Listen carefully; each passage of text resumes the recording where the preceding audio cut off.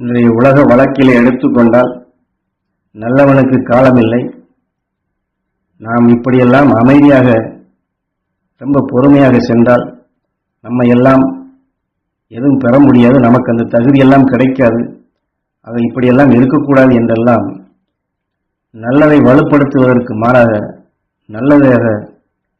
நல்லபடியாக செயல்பட்டால் எதுவும் கிடைக்காது என்று இப்படி ஒரு மறைமுகமான உணர்வின் இயக்கங்கள் இருக்கின்றது.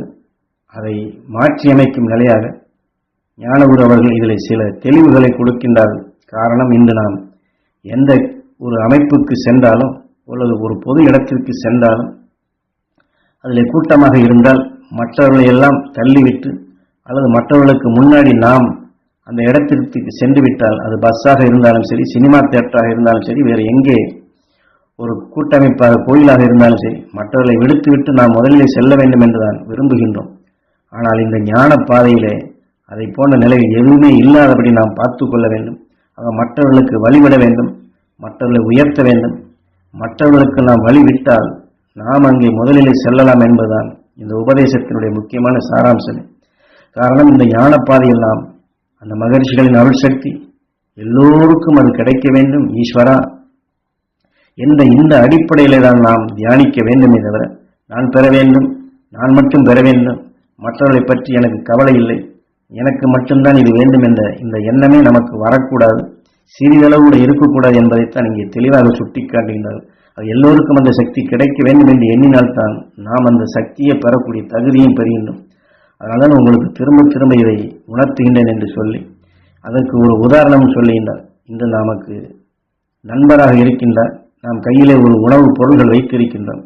அவரை பார்த்த மாத்திரத்திலே அது அப்படியே அவருக்கு கொடுத்தோம் என்றால், இல்லைங்க எனக்கு வேண்டாம் என்று நமக்கு அதை திருப்பி கொடுப்பார். ஆனால் அதிலே வைத்திருந்ததில் என்று நாம் சிறிதளவு எடுத்துக்கொண்டு அதில் அவருக்கு மீதத்தை கொடுத்தோம் என்றால் அவர் நினைப்பார், ஏன் எல்லாவற்றையும் எனக்கு கொடுத்தால் என்ன, உனக்கு மட்டும் அதிகமா என்று தன்னாலேயே இந்த சிந்தனைகள் வரும்.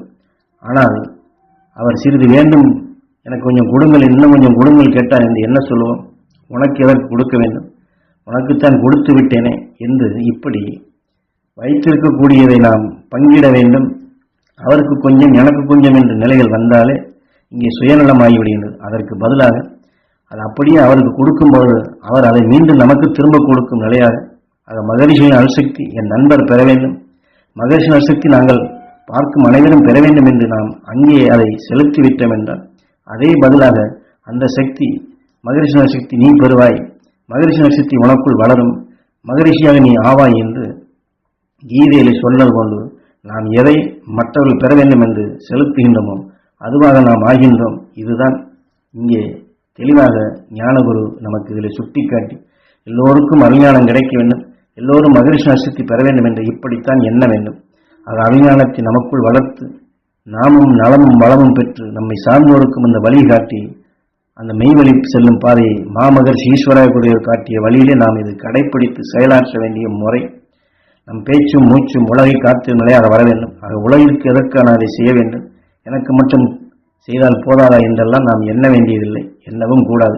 தீமைகளை அகற்றிடும் நிலை வர வேண்டும், பகைமையற்ற நிலைகள் வளர வேண்டும், பகைமைகளை அகற்றக்கூடிய சக்தி பெற வேண்டும் என்று எத்தனை காரணத்தை கொண்டு நமக்குள் மற்றவர்களை பற்றிய போட்டியோ பொறாமையோ பகைமையோ இது போன்ற எண்ணமே வராதபடி, பகைமை உணர்வில் வளராதபடி அவிஞானிகள் உணர்வை நமக்குள் வளர்த்திடும் அந்த நிலையை பக்குவமாக நாம் படுத்திக் கொள்ள வேண்டும். அது என்றுமே அந்த ஞானிகளுடன் ஒன்றி உயிருடன் ஒன்றும் நிலையாக சாஸ்திரங்கள் உணர்த்திய வழிப்படி உயிரோடு ஒன்றி வாழ வேண்டும். அந்த உயிரோடு ஒன்றி அந்த இருளை அகற்றிடும் சக்தியாக நாம் பெறுதல் வேண்டும்.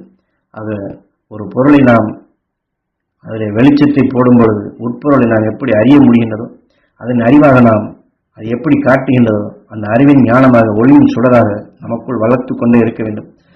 என்றுமே வளர்ந்து கொண்டே இருக்கும் மாறாத நிலைகள், என்றும் அழியாத நிலைகள் வாழ்ந்து கொண்டிருக்கும் மகரிஷிகளின் உணர்வுகளை நாம் நிலை கொள்வோம். அந்த அருள் உணர்வுகளை நமக்குள் வளர்ப்போம், வாழ்வோம். அந்த சக்திகளை நாம் பெறுவோம், உலக மக்களையும் பெறச் செய்வோம். உலக மக்களுக்கு அந்த சக்தி கிடைக்க வேண்டும் என்று தவம் இருப்போம். அந்த மகரிஷிகளோடு சேர்ந்து அல்லும் பகலும் ஒவ்வொரு உயிரான ஈசன் வீட்டிற்கக்கூடிய ஆலயமும் அந்த அருள் உணர்வுகள் பெற வேண்டும், பரிசுத்த நிலைகள் பெற வேண்டும், அனைவரும் ரிஷிகளாக வேண்டும் என்று அனைவரும் படைப்பின் படைப்பை படைக்கப்பட்டவனுடைய படைப்பாக வளர்ச்சி பெறும் நிலைகளுக்கு அந்த மகரிஷியுடன் சேர்ந்து நாமும் தவம் இருப்போம் என்று ஞானகுரு நம்மையும் ரிஷிகளுடன் இணைத்து அவர்கள் வேறல்ல நாம் வேறல்ல என்ற நிலையில் நாம் பார்க்கும் அனைவரையும் அங்கே அரவணைத்து அனைவரையும் அருள்வழியில் அருள் மகரிஷியின் அல்வட்டத்திலே அழைத்துச் செல்லும் நிலையாக தவம் இருக்க வேண்டியதனுடைய முக்கியத்தை அவசியத்தை இதில் உணர்த்துகின்றார்கள்.